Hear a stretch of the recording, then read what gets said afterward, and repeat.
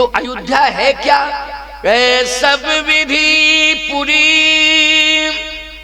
मनोहर जानी,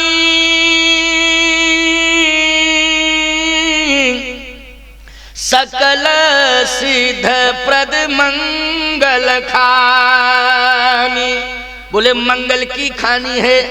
सप्तपुरियों में प्यारे अयोध्या ही एक ऐसी है जो मंगल की खानी है। मंगल, वैसे तो सभी पुरियों में मंगल मिलता ही है, लेकिन मुख्य रूप से मंगल जो विश्व में जाता है, मंगल की सप्लाई होती है मुख्य रूप से, वो होती है अयोध्या धाम से। बोलिए अयोध्या धाम की। ऐसी चर्चा आप श्रवण कर रहे थे। भगवान का जन्म हो गया। जोग लगन ग्रह वार तिथि सकल भय अनुकूल, चर और अचर हर्ष जुत राम जन्म सुखमूल। भगवान का जन्म हो गया। अब जैसे ही भगवान का जन्म हुआ तो जन्म के बाद नामकरण संस्कार।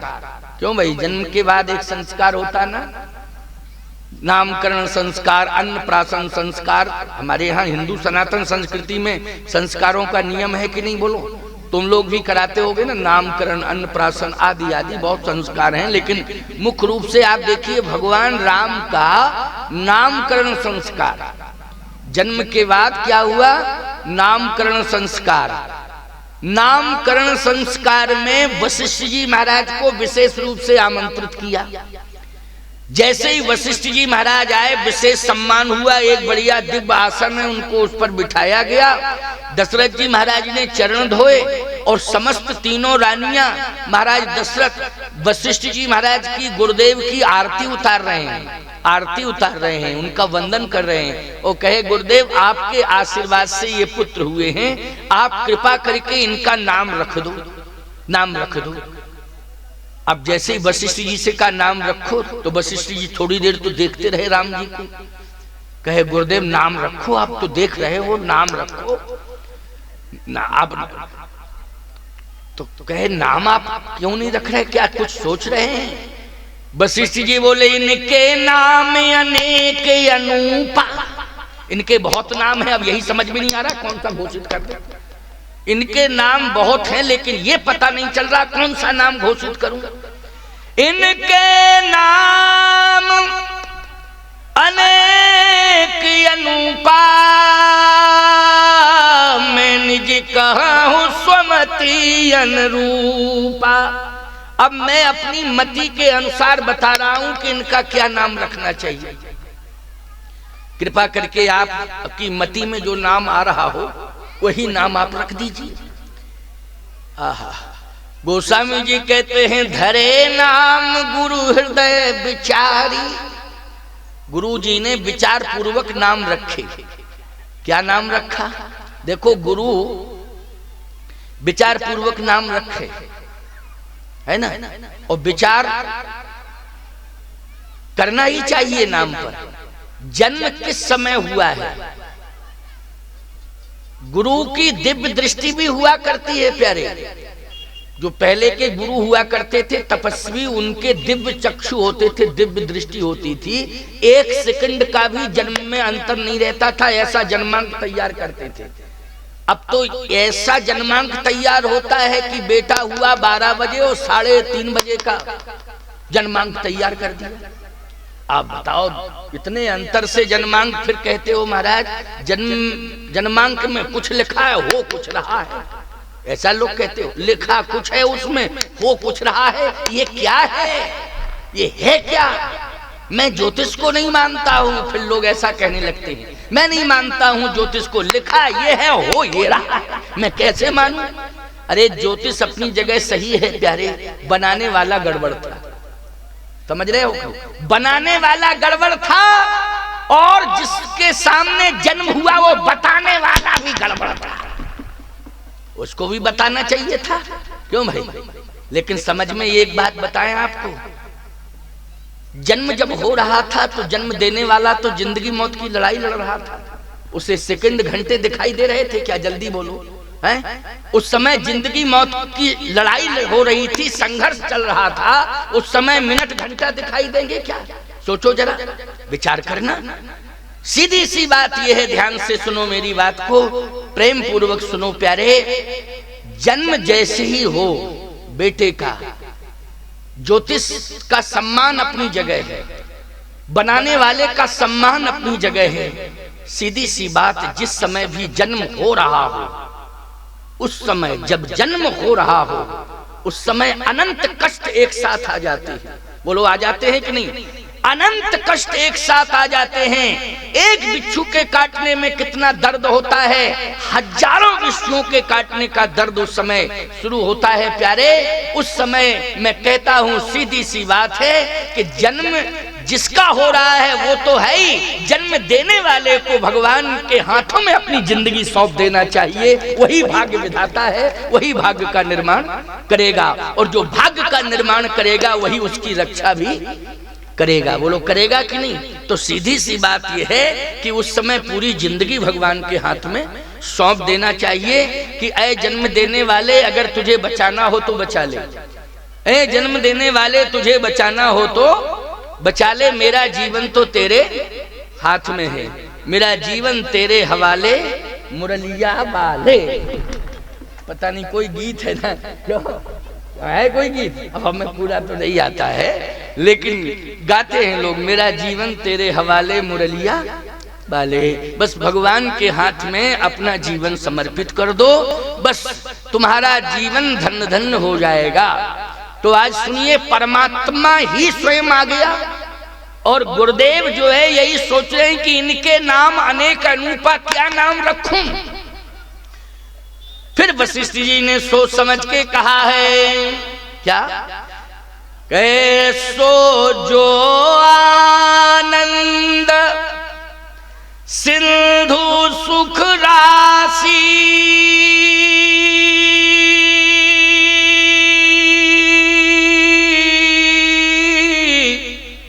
उसी करते त्रैलोक सुपासी। आहा, कहा दशरथ, ये जो पुत्र के रूप में तुम्हारे सामने खड़े हैं, ये पुत्र नहीं है, ये तो पुत्र बने हुए हैं। कहे महाराज कौन है? कहे ये परमात्मा है, लेकिन पुत्र बन के आ गया है। बोलो सही बात कही कि नहीं कही? वशिष्ठ जी की आंखों में आंसू आ गए।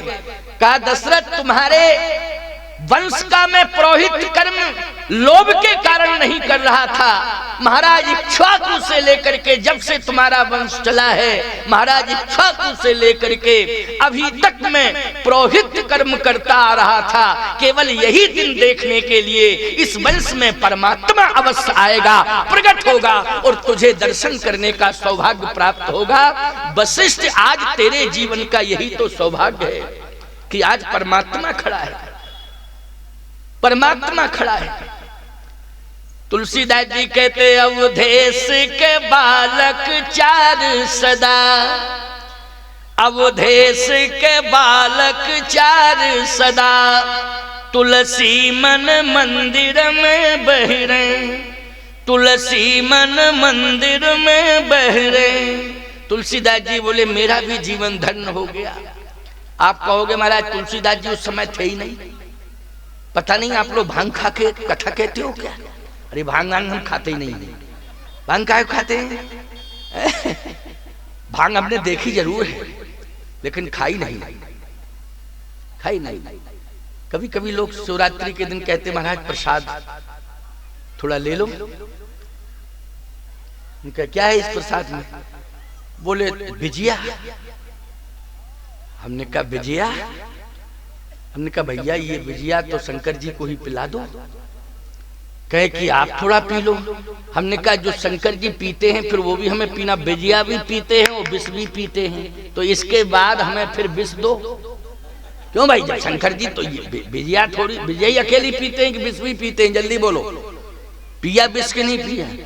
शंकर जी एक ऐसे देवता हैं कि जिन्होंने पूरा समुद्र से निकला हुआ जितना विष निकला था सब पी गए, और तुम लोग बच गए, मरा ही गए होते उस समय। ऐसा विष निकला, ऐसा है भाई। जब मंथन हुआ समुद्र का, देवता और दैत्यों के माध्यम से हुआ कि नहीं, तो हलाहल विष निकला। ऐसा विष निकला कि विष पीने के लिए कोई तैयार नहीं। राक्षसों से कहा जो निकल रहा है उसको पियो, बोले हम विष पिएंगे। देवताओं से कहा तो तुम पी लो, देवता बोले हम नहीं पिएंगे विष। अरे तो ऐसा काम ही क्यों किया कि विष ही निकल पड़ा?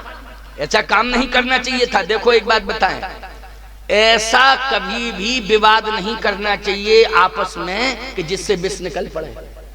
क्यों भाई? और अगर विवाद करना ही है तो परिणाम विष जब निकलेगा तो उसको कौन पिए, उसको कौन पिए, इस पर भी विचार करना चाहिए कि नहीं? क्योंकि विवाद में विष ही निकलता है। क्यों भाई? विवाद में विष निकलता है, बाद में अमृत निकलता है। कब? जब विवाद संवाद में बदल जाता है तो अमृत निकलने लगता है प्यारे। लेकिन जब विवाद की कंडीशन होती है तो विष ही निकलता है।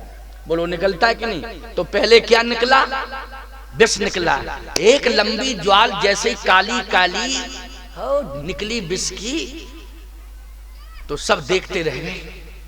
कहे अब तो पास ही में आ रही है, इसको पियो पियो पियो। कहे कौन पिए? मरे कोई? पी के विष निकल रहा है। सुनो, सब भगवान का स्मरण करने लगे, शंकर जी का। सब शंकर जी का स्मरण करने लगे। नारद जी उसके पहले पहुंच गए, क्योंकि पत्रकार है ना। जब कभी कोई ऐसी स्थिति परिस्थिति होती है, घटना घटने लगती है, तो पत्रकार पहले पहुंच जाते हैं कि नहीं? तो नारद जी में एक क्षमता है कि नारद जी प्रकट होते हैं। और वायु जो चलती है ना, वायु का वेग कितना होता है, याद रखना। वायु के वेग से भी बड़ा वेग नारद जी का है। सीधे नारद जी प्रकट ही हो जाते हैं। अभी जैसे दिखाई दे रहे हो कि मड़मड़ा में कवर्धा वालों को लगेगा यहाँ आ गए, तुरंत हवा नहीं पहुंच पाएगी, नारद जी पहले पहुंच जाएंगे। इतना वेग है नारद जी में। नारद जी साधारण नहीं है, ये वरदान प्राप्त हैं। इन्हीं को ऐसा वरदान मिला है प्यारे कि वायु से ज्यादा वेग होगा नारद जी आपका। और एक और उनको वरदान मिला है, क्या? कि हर पार्टी में तुम्हारा सम्मान होगा। चाहे देवताओं की पार्टी हो, चाहे दैत्यों की पार्टी, मतलब पक्ष विपक्ष दोनों में तुम सम्मान हासिल करोगे। और नारद जी की यही विशेषता है। बोलो है कि नहीं? आजकल के पत्रकार तो पार्टी बाद में बंध गए। बोले वो अखबार तो साहब बीजेपी का है, बोले वो अखबार कांग्रेस का है। क्यों? वो अखबार बोले वो सपा का है, वो अखबार बोले वो भपा। भपा पता नहीं कौन सी पार्टी है, भपा है कि बसपा? बसपा, हम भपा कह रहे हैं। बसपा का है, बोले इनका है, उनका। खबरदार, नारद जी ऐसे हैं, किसी भी दल में पहुंच जाएं, चाहे दैत्यों का दल हो, चाहे देवताओं का दल हो, चाहे संत दल हो, चाहे तुलसी दल हो, कोई भी दल हो, नारद जी पहुंच जाते हैं। आइए नारद जी, आइए आइए, स्वागत है, आइए आइए, बैठिए बैठिए, स्वागत है, वाह धन्य है, आप पधार गए, हम सब धन्य हो गए। ऐसा देव राक्षस भी बोलते हैं। गजब की बात तो यही है। तो नारद जी प्रकट हो गए। नारद जी ने कहा रुको रुको रुको, क्या कर रहे हो? कहीं मरने जा रहे हैं, बचा लो। कैसे? कहे कि जहर निकल रहा है। राक्षस बोले हम नहीं पिएंगे जहर। नारद जी ने देवताओं से कहा तुम लोग पी लो। देवताओं से कहा तुम पी लो। देवता बोले कैसी बात कर रहे हैं यार, विष पिए? कहे सुनो, अभी हो देव, अगर विष पी लोगे तो महादेव बन जाओगे, प्रमोशन हो जाएगा। क्यों भाई? भाई अभी देव हो। नारद जी युक्ति बता रहे हैं ये कि अभी तो देव हो, लेकिन विष पियोगे तो महादेव, सीधा प्रमोशन। देवता बोले हमें प्रमोशन नहीं चाहिए। ऐसा काय का प्रमोशन? फायदे का बताओ। अच्छा एक बात बताओ, किसी से कहा जाए कि तुम राष्ट्रपति बनोगे, तो कहे अच्छा बनेंगे, हाँ, लेकिन राष्ट्रपति बनते ही तुम्हें फांसी दे दी जाएगी, तो कोई कहेगा हमें ऐसा राष्ट्रपति नहीं बनना है कि बनते ही मरना पड़े। कहेगा ऐसा सम्मान हमको नहीं चाहिए। क्यों भाई? ऐसा महादेव बनना किस काम का कि विष पी के मर जाए, कहीं महादेव महादेव। नारद जी ने कहा देखो हम तो कह रहे हैं अगर पीना हो तो पी लो, बन जाओ महादेव, चकाचक काम बन जाएगा। सारी दुनिया में देव नहीं, महादेव, जो पिए वही महादेव। देवताओं से कहा कोई भी पी जाओ, दैत्यों से कहा राक्षसों से कि तुम लोग में से कोई एक पी जाए वो महादेव। देवताओं से कहा तुम देवताओं में कोई एक पी जाए वो महादेव। बोलो पियो पियो। देवताओं ने कहा कि हमको महादेव नहीं बनना है। राक्षसों ने कहा कि हमें तो महादेव की केवल उस समय तपस्या करते हैं तब जरूरत पड़ती है, हमें कहे कौन, अभी तो कोई महादेव है ही नहीं, अभी तो खाली भगवान शंकर हैं। शंकर की तपस्या करते हैं, ये शिव जी की शिव जी के लिए तपस्या करते हैं, शिव जी से वरदान पाने के लिए तपस्या करते हैं। अभी महादेव नहीं है, अभी तो केवल शंकर हैं, भोले हैं, प्रलयंकर हैं, डमरूधर हैं, जटाधर हैं, गंगाधर हैं, हर हर शंकर, तमाम विशेषताएं हैं ना इनके नाम में। ये भगवान शंकर हैं। तो कहा कि कोई पीने को तैयार नहीं, कहा नहीं, लेकिन अनाथ हो जाओगे, सब अनाथ हो जाओगे, क्योंकि विष पी के विष की धार निकलेगी तो पूरा संसार ही अनाथ ना हो जाएगा। तो कहा कि सबका नाथ है विश्वनाथ। सबका नाथ कौन है? विश्वनाथ। विश्वनाथ मम नाथ पुरारी, त्रिभुवन महिमा विदित तुम्हारी।